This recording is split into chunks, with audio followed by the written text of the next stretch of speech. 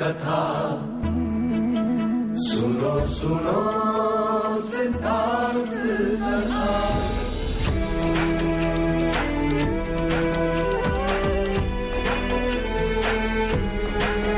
संसार में दुख का कारण क्या,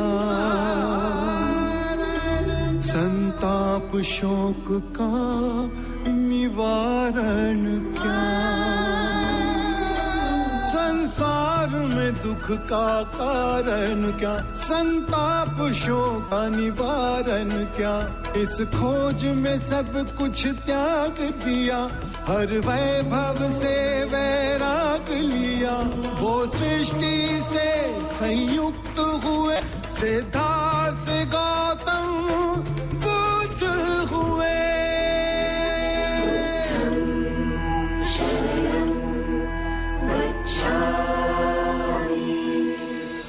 वचन से, कर्म से, विचारों ने मेरी माता ने सिर्फ कांटे ही बोए।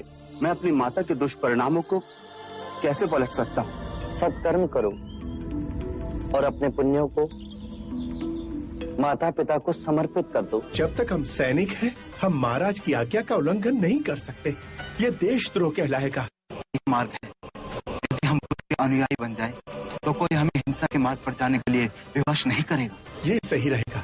महाराज, यदि ये मगध के सारे सैनिक भिक्षु बन जाएंगे तो मगध की रक्षा कौन करेगा?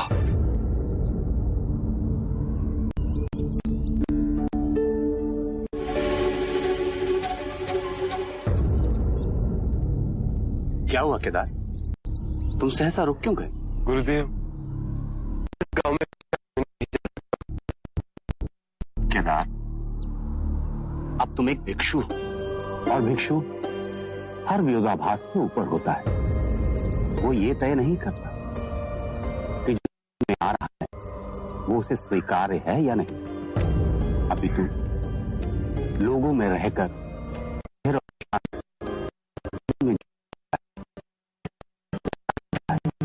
ये पीता हुआ कल है, इसे मैं छोड़ आया हूँ।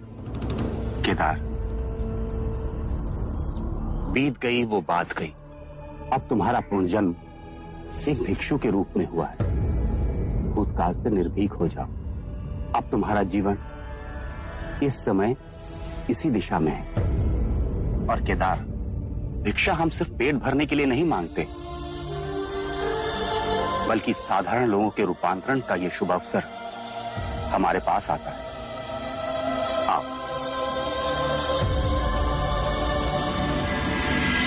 ओम भगवते भिक्षाम देहि।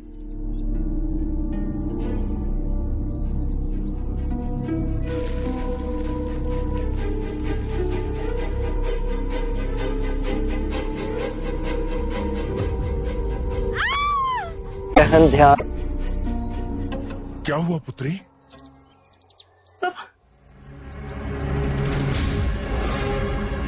तुम कपटी, निर्लज, तेरा साहस कैसे हुआ केदार? तेरी हिम्मत कैसे हुई इस गांव में आने की? आज मैं तेरे टुकड़े टुकड़े कर दूंगा केदार। ये आप क्या कर रहे हैं? ये एक भिक्षु है। भिक्षु नहीं है ये, मेरी बेटी का फूटा हुआ भाग्य है ये। गत वर्ष इसने मेरी पुत्री से विवाह किया और अब भिक्षु बन गया। भिक्षु बने ये और सारी मुसीबतें सहन करे मेरी पुत्री। इसके माँ बाप ने सारे दोष मेरी पुत्री पर मढ़ दिए और यहाँ मरने छोड़ गए। नाश कर दिया इसने मेरी पुत्री का जीवन। तुझे अगर भिक्षु ही बनना था तो विवाह क्यों किया? जब मैंने विवाह किया, मुझे मुक्ति के मार्ग की कोई जानकारी नहीं थी। जीवन के दुखों से मुक्ति पाना चाहता हूँ, शांति चाहता हूँ। फिर मुझे बुद्ध के उपदेश सुनने का अवसर मिला और मेरे गुरुदेव ने मुझे भिक्षुक बनाकर दीक्षा दी। तो इसने तेरी बुद्धि भ्रष्ट की या सद्बुद्धि? मैं तेरी बातों में नहीं आने वाला। तू अपने उत्तरदायित्व से भाग खड़ा हुआ भगौड़े, डरपोक।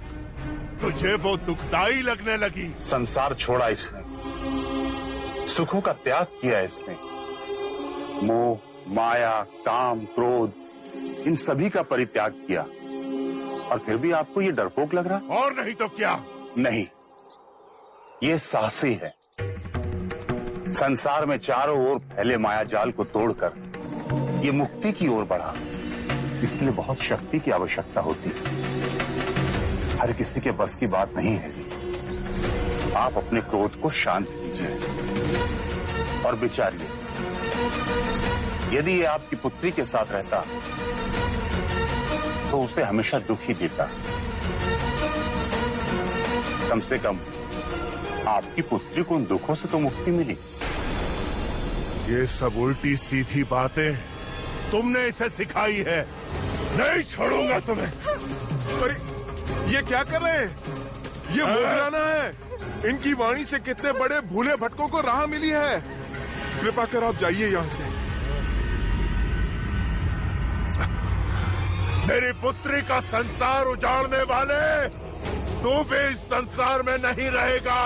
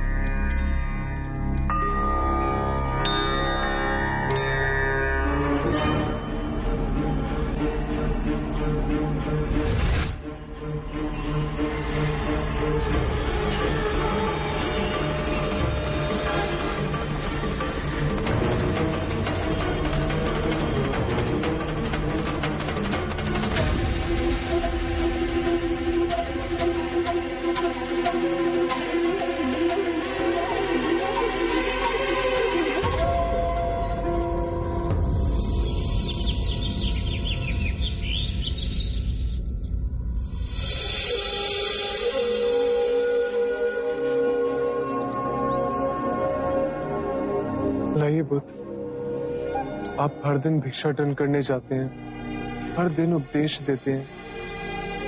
आपकी आयु अधिक हो चली है। आप एक स्थान पे बैठ साधना करना चाहेंगे? क्या आपको लगता है कि इन सारे भिक्षुओं का नेतृत्व अब किसी और के हाथों में सौंपा जाए? मुझे उसकी चिंता नहीं आनंद। मेरे खोजे हुए मार्ग पर मेरा दाहिना और बाहिना पैर मेरे साथ चला, और वही सबको सामंजस्य से एक साथ लेकर चलेंगे। मेरे मुक्ति के मार्ग पर सर्वप्रथम चलने वाले वही दोनों होंगे। एक मेरा सेनापति सरिपुत्र और दूसरा मुगलाना। स्पष्ट, निडर। मेरा दायां पैर सरिपुत्ता है आनंद, और मेरा बायां पैर मुगलाना। बुद्ध,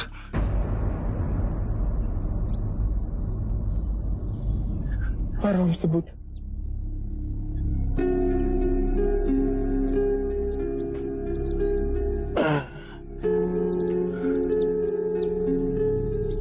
गुरुदेव,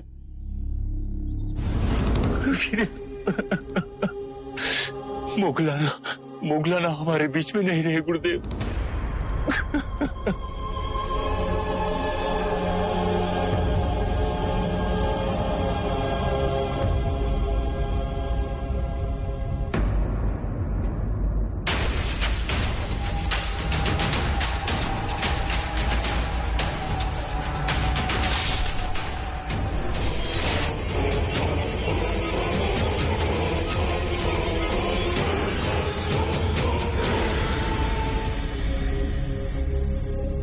मोगलाना के अंतिम संस्कार के लिए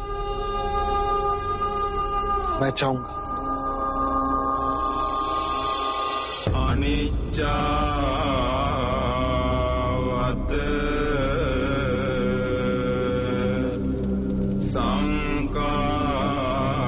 मोगलाना ने संघ की बहुत सेवा की, उन्हें अश्रुओं से विदा ना करें। मोगलाना इस ज्वाला के समान निडर थे, साहसी और स्पष्ट वक्ता थे। मोगलाना के जीवन से आप सभी को प्रेरणा मिलेगी। मोगलाना जैसे ज्ञानी कभी नहीं मरते, अपितु एक ऊर्जावान सदैव हमारे साथ रहते हैं। मोगलाना की अस्थियों पर एक स्तूप बनाया जाएगा, जिससे आने वाले काल में भी उनकी स्मृति अमिट रहे।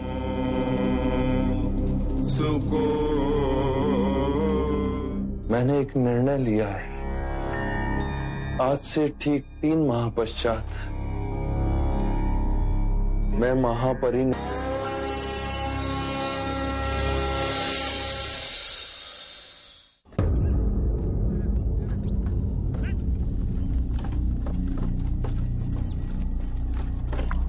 अरे बुध आ गए। प्रणाम प्रणाम प्रभु जी, प्रणाम। आइए आइए, इस पेड़ के नीचे कुछ पल के लिए विश्राम कीजिए। आइए ना, विश्राम कीजिए, आइए। जी बुध, थोड़ी देर यहाँ विश्राम कीजिए। कृपया आज उपदेश मत दीजिएगा, आप पहले से ही थके हुए हैं। आनंद, परम सत्य का ज्ञान आकाश में नहीं, मनुष्य के हृदय में होता है।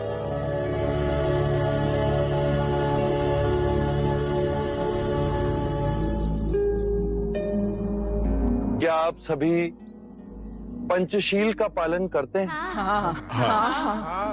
तो आज हम सब मिलकर एक प्रण लेते हैं कि अपनों से छोटों से हम निर्मलता का व्यवहार रखेंगे। अपनों से जो वृद्ध हैं उनसे दया का भाव रखेंगे। जो प्रयत्नशील हैं उनसे सहानुभूति का भाव रखेंगे। और जो निर्बल है, चाहे वो बुरा ही क्यों ना हो, उससे उदारता का भाव रखेंगे। ध्यान रहे, हमारे जीवन में कभी ना कभी ये सभी दशाएं आती हैं।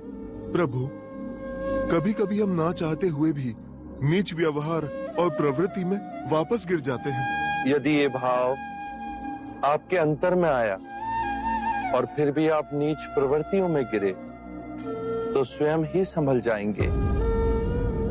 जो हम हैं वो केवल विचारों के कारण ही हैं। यदि हम बुरा सोचेंगे तो हमारे कर्म भी बुरे बनेंगे और दुख हमारे जीवन में छाया की तरह चलेगा। जैसे बैल के पग रखते ही बैलगाड़ी उसी दिशा में घसीटती जाती है। और यदि हम अच्छी सोच रखेंगे तो हमारे कर्म भी अच्छे होंगे और सुख सदैव हमारे जीवन में छाया की तरह चलेगा। यदि जीवन का निचोड़ कुछ और हो